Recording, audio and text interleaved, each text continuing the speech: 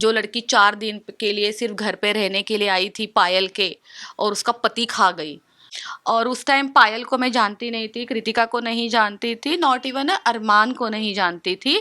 अरमान मुझे मालिक लगता है, और कृतिका घर में रखी हुई एक मेड जो होती है। श्रीदेवी अपने पति को बेच देती है, फिर बाद में मुझे पता चला कि यहाँ बेचना वेचना कुछ नहीं है, तो सीधा सीधा चुराया गया है। कृतिका ने चुरा लिया, घर में 4 दिन के लिए रहने के लिए आई थी। तो पायल को मैं बोलना चाहूँगी, मैसेज देना चाहूँगी, पायल मैंने आपको कभी कॉल नहीं किया है, ठीक है, बट ये बात सच है कि आपकी मेरी बात हुई है, हमने वीडियो कॉल पे बात की है।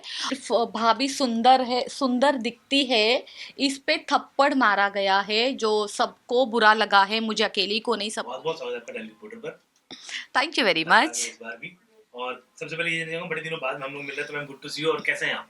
मैं एकदम ठीक हूँ, आप कैसे हैं? एकदम फर्स्ट क्लास है। और क्या चल रहा है ब्रदर, मैं यही जानना चाहूंगा। मेरी छोड़िए, आप अपनी बताएं, आप बहुत छाए हुए हैं। अरे नहीं, हम कहीं नहीं, हम तो काम कर रहे हैं। मैंने सुना है कि सेकंड गोविंदा के लिए नहीं, आप ही को लॉन्च किया जा रहा है। ऐसा कुछ नहीं है, आपने कॉफी पिलानी बहुत अच्छा लग रहा है मुझे। कॉफी वैसे वाकई में बड़ी अच्छी है। तो मैं डायरेक्ट पॉइंट पे आता हूँ। एक वीडियो मैंने देखी हाल ही में, पायल है कोई तो, जिन्होंने एक वीडियो डालते हुए कहा कि यार लोखंडवाला में एक, मैं नाम लूंगा, एक सैलून है ना, और जो भी उन्होंने कहा है, आपने शायद वीडियो देखी ही है। सबसे पहले तो उसके ऊपर टेक क्या है आपका? उन्होंने ये बोला है, उन्होंने कुछ पोस्ट किया था मे बी, और हालांकि वो मैंने देखा भी नहीं है। लोगों को लगता होगा कि मैं फ्री पड़ी हूँ, मैं फ्री नहीं हूँ कि जाके मैं किसी की ब्लॉग देखूँ या पोस्ट देखूँ। मेरे पास करने के लिए देखो बहुत कुछ है, काम करती हूँ मैं। मुझे किसी ने वाया वाया भेजी है, मेरे इंस्टा पे है। उन्होंने ऐसे बोला है कि कुछ लोग मुंबई से पहले हमें कॉल करते थे, एंड पहले तो बोलते थे कि आप हमारे स्टूडियो पे आइए, आप हमारे सैलून पे आइए, आपके नेल आर्ट स्टूडियो पे आइए, एंड देन अचानक हमारे खिलाफ खड़े हो जाते हैं। फिर बोलते हैं कि क्या, पहले तो हम उनको बहुत अच्छे लगते थे, अब हमारे खिलाफ बातें करते हैं, मुद्दे बनाते हैं। तो पायल को मैं बोलना चाहूँगी, मैसेज देना चाहूँगी, पायल मैंने आपको कभी कॉल नहीं किया है, ठीक है, बट ये बात सच है कि आपकी मेरी बात हुई है, हमने वीडियो कॉल पे बात की है। और मेरी एक दोस्त है जो मतलब बहुत नामचीन, बहुत ही बड़ी सिंगर है, उनके थ्रू हमारी बात हुई थी वीडियो कॉल पे। और उस टाइम पायल को मैं जानती नहीं थी, कृतिका को नहीं जानती थी, नॉट इवन अरमान को नहीं जानती थी। जब हमने बात की, काफ़ी अच्छे से हाय हेलो हुई हमारी, काफ़ी अच्छे से बात हुई। उन्होंने कहा कि हम मुंबई आएंगे तो आपके नेल आर्ट स्टूडियो आएंगे, तो मैंने कहा प्लीज़ ज़रूर आइए। उन्होंने अपने नेल भी दिखाए, मैंने कहा आप हमारे पास भी करिए। तो काफ़ी अच्छे से कॉन्वर्सेशन हुआ। फिर फ़ोन रखने के बाद मैंने मेरी दोस्त को पूछा कि ये लोग कौन है। तब मुझे पता चला कि ये लोग कोई एक आदमी है जिसकी 2 बीवियाँ हैं, जो आजकल बड़ा ट्रेंडिंग पे चल रहा है, 2 बीवी वाला। तो फिर मुझे वो मूवी याद आ गई, दैट श्रीदेवी, उर्मिला मातोंडकर एंड अनिल कपूर जी वाली मूवी आई कि जैसे श्रीदेवी अपने पति को बेच देती है, फिर बाद में मुझे पता चला कि यहाँ बेचना वेचना कुछ नहीं है, तो सीधा सीधा चुराया गया है। कृतिका ने चुरा लिया, घर में 4 दिन के लिए रहने के लिए आई थी, फिर कब्जा करके घर पे ही बैठ गई। तो ये सीन है। खैर, ये जब मुझे बाद में पता चला। और पायल, मैं आपको बताना चाहूँगी, मुझे कोई ज़रूरत नहीं है आपको मेरे स्टूडियो बुला के प्रमोशन करने की। मैं ऑलरेडी बहुत फेमस हूँ अपने काम से और अपने नाम से, ठीक है। तो खैर, काफ़ी आपसे, आप तो पता नहीं कौन हो, मैं जानती नहीं हूँ आप लोग क्या करते हो। तो बहुत बड़े बड़े स्टार यहाँ पे आते हैं मेरे पास, तो मुझे आपकी ज़रूरत नहीं है। बिल्कुल। बिग बॉस की बात करूँ तो कहाँ तक का फॉलो कर रहे हैं, और किसे सपोर्ट कर रहे हैं घर के अंदर? मैं सपोर्ट कर रही हूँ रणवीर जी को, जी। एंड मुझे मकबूल भी अच्छी लगती है, मुझे साई केतन अच्छा लगता है, और थोड़े बहुत झगड़े भी अच्छे लगते हैं जो जायज़ है, और जो नाजायज़ झगड़े हैं जैसे बिग बॉस बायस खेलते हैं, वो मुझे बिल्कुल अच्छा नहीं लगता। मेरा क्वेश्चन यही था कि बिग बॉस अपने रूल्स के लिए काफ़ी जाने माने जाते हैं, लेकिन कहीं ना कहीं अरमान ने ये रूल ब्रेक किया घर के अंदर, उनको जो स्लैप किया है विशाल को, जबकि विशाल ने ऐसा कोई बुरा कमेंट तो नहीं किया था। तो ज़रूर आप इस चीज़ से वाकिफ़ हैं, और क्या कहना चाहेंगे इसके लिए? बिल्कुल, बिल्कुल सिर्फ़ भाभी सुंदर है, सुंदर दिखती है, इस पे थप्पड़ मारा गया है, जो सबको बुरा लगा है, मुझे अकेली को नहीं सबको बुरा लगा है। और बिग बॉस का इस तरीके से बायस होना बिल्कुल भी गलत बात है। सबसे बड़ा रूल, आप किसी को फिज़िकली हार्म नहीं कर सकते हो। अगर यही रूल, सबसे बड़ा रूल ही आपने हटा दिया अपने कॉन्ट्रैक्ट में से, तो फिर कल को क्या होगा? अब कल को क्या, मैं तो आपको कल परसों की बात बताना चाहूँगी। उसके जब बिग बॉस बायस हो गए अरमान को लेके, तो अब दूसरा झगड़ा हुआ है साई केतन का और कटारिया का। दोनों एक दूसरे के ऊपर हाथ उठाने के लिए गए। अब हमने तीसरा प्रोमो देख लिया है आज के, और दो लोगों का झगड़ा हो गया है, अदनान का एंड देन अगेन कटारिया का। ठीक है, आज भी हाथ उठाया है या नहीं मुझे नहीं पता। तो नो डाउट जब रूल तोड़े जाते हैं तो हिम्मत सबकी बढ़ जाएगी। अब पता नहीं आगे क्या, किसके सर फोड़ेंगे, किसका मर्डर होगा। जी। और बात करूँ मैं कृतिका की, जो ऑलरेडी घर के अंदर है अरमान के घर में, कहाँ तक का आपको लाइक ये गेम सही लगता है उनका, और क्या लगता है कि तीनों डिजर्विंग है लाइक घर के अंदर रहना जिस तरीके से गेम चल रही है?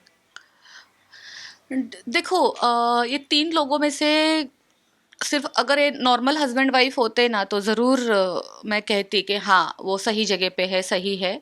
बट मैं नहीं कहूँगी, मैं इस बात को नहीं मानती कि वो सही, बिग बॉस की चॉइस सही है।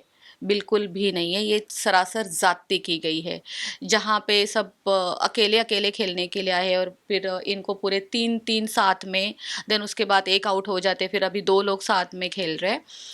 एंड सेकेंड थिंग, जैसे कि मैं ऑलवेज कहती हूँ कि हमारे देश की संस्कृति के खिलाफ जाके किया जा रहा है सब कुछ। और जैसे आपने बोला कृतिका एंड अरमान कैसे लग रहे हैं, तो अरमान मुझे मालिक लगता है और कृतिका घर में रखी हुई एक मेड जो होती है, जी सर जी सर जी सर जी सर करती है। कृतिका की अपनी बुद्धि कुछ नहीं है। बट मैं ये ज़रूर कहूँगी कि कृतिका कोई बुद्धू भी नहीं है। जब जो लड़की 4 दिन के लिए सिर्फ घर पे रहने के लिए आई थी पायल के, और उसका पति खा गई, तो वो लड़की कोई सीधी तो नहीं हो सकती। बिल्कुल। साथ ही साथ विशाल की बात अभी आप थोड़ी देर पहले ही हमने की थी, तो विशाल के मम्मी डैडी भी जब घर में आए थे, जब फैमिली वीक हुआ था, तो विशाल के मम्मी डैडी ने भी काफ़ी उनको कहा था कि आपको कोई हक नहीं बनता है मेरे बेटे को इस तरीके से मारना है, जो भी है। तो क्या लगता है, एक पेरेंट्स होने के नाते उनका जो ये स्टेटमेंट था, कहीं ना कहीं हर किसी को ये चीज़ बुरी लगी है? उन्होंने बहुत अच्छे से संभाला एज अ पेरेंट्स। उन्होंने ये दिखाया, विशाल के मम्मी पापा ने, कि वाकई में वो लोग कितने अच्छे घर से है। द वे उन्होंने, एक तो पहले तो उन्होंने अरमान से बात करने के लिए मना ही कर दिया, कटारिया से बात की, काफ़ी अच्छे से समझाया, सबका शुक्रिया अदा किया कि जो जो लोग विशाल के साथ खड़े हैं। एंड जब अरमान बोल रहे थे तो मना कर दिया कि हमें आपसे बात नहीं करनी है ना। अरमान को सामने से कुछ चिल्लाया गया और कुछ कुछ भी नहीं बोला गया। और जब अरमान अपनी सफाइयाँ दे रहे थे तो एक दो शब्द ज़रूर उन्होंने बोले। बट उनकी एक बात मुझे बहुत अच्छी लगी जो उन्होंने कही कि आज तक हमने हमारे बच्चे को कभी हाथ भी नहीं उठाया है, तो किसी की कैसे हिम्मत हो गई कि मेरे बच्चे पे हाथ उठाया जाए। जायज़ तब था, उनका कहना भी बिल्कुल सही था कि अगर उनके बेटे ने सच में कोई गलत काम किया होता ना तो वो स्टेज पर जाते भी नहीं शर्म के मारे। ये बात सच है कि हर किसी को अपना बच्चा सही लगता है, हर किसी को अपना बच्चा प्यारा होता है, पर दुनिया में कुछ माँ बाप ऐसे भी है जो सही को सही बोलते हैं और गलत को गलत बोलते हैं। हर कोई अंधे नहीं है। तो बिल्कुल उनका जिस ये बोलना बिल्कुल सही था कि मेरे बच्चे पे हाथ कैसे उठाया। और अरमान ने क्या सोच समझ के हाथ उठाया है इतनी छोटी सी बात पे। अरे आप खुद तो देखो अरमान, आप अपने पहले ना खुद के अंदर झांक के देखो कि आप क्या हो। आप खुद क्या, लाइक तुम आपने टेलीविजन पे दिखाने के लिए ये किया है, बिग बॉस जैसे शो पे दिखाने के लिए कि मेरी बीवी के बारे में ऐसा बोला है। आप लोग ना, मैं भी इतना मैं बोल नहीं सकती, आप लोगों की तरह मैं गिर नहीं सकती। मेरी भी एक अच्छी परवरिश हुई है, इस वजह से आप लोगों के पुराने वीडियोस, आपके कारनामे, आपके ड्रग्स केस, आपके रेप केस, और अभी कुछ 2 दिन पहले कुछ बिग बॉस में कुछ आप दो कृतिका और आप दोनों कैमरे के सामने मैंने कुछ ऐसे क्लिपिंग देखी है कि आप फिजिकल हो रहे हो, इंटीमेट हो रहे हो। आप पहले ना ज़रा खुद का देख लो। लास्टली ये भी सुनने में आता है हर बार कि राशि मोरी भी कहीं ना कहीं बिग बॉस में दिख सकते हैं हमें, या ये सिर्फ अफवाही रह जाएगी या कभी चीजें हकीकत में बदलने पाएंगी। देखते हैं, सही समय पे सही चीज़ें सब हो जाएंगी। कई बार ए- अप्रोच भी किया गया है। बिल्कुल बिल्कुल। बहुत सारी चीज़ें बात भी हो चुकी है। देखते हैं, जैसे कि मैंने कहा कि सही समय पे सही चीज़ें होना ज़रूरी है। और मैं एक अनुभव भी लेना भी चाहती हूँ। जैसे मुझे लगता है कि जितना बाहर से देखना हमें लगता है कि इजी है, बिल्कुल। और सेकंड थिंग, क्या जितना दिखाया जाता है कि इतने अत्याचार हो रहे हैं, काले पानी की सज़ा सच में मिल रही है, मैं भी तो जाके देखूं, और क्या पता मैं भी थोड़ी पतली हो जाऊं अंदर जाके। राजवी राजवी के फैन को क्या मैसेज देना चाहेंगे जो इतना प्यार आपके साथ बरकरार है उनके फैंस का? सच में थैंक यू वेरी मच, जितने लोगों ने मेरा आज तक साथ दिया है, आगे भी साथ देना। और सबको मैं मशवरा देना चाहूँगी, लाइक बारिश के दिन चल रहे हैं, सब लोग टीवी देख रहे हैं, न्यूज़ देख रहे हैं। प्लीज़ आप लोग थोड़े से मज़े के लिए, 15 मिनट के मज़े के लिए किसी वाटरफॉल के नीचे चले जाते हो, नदियों में नहाने के लिए जाते हो, आप लोग प्लीज़ मत करें ऐसा, मैं आपको रिक्वेस्ट करती हूँ। ये सारी चीज़ें बहुत डेंजर है, ऊपर से अपने बच्चों को मत भेजिए, ध्यान रखिए खुद का भी, अपने परिवार का भी। Thank you very much.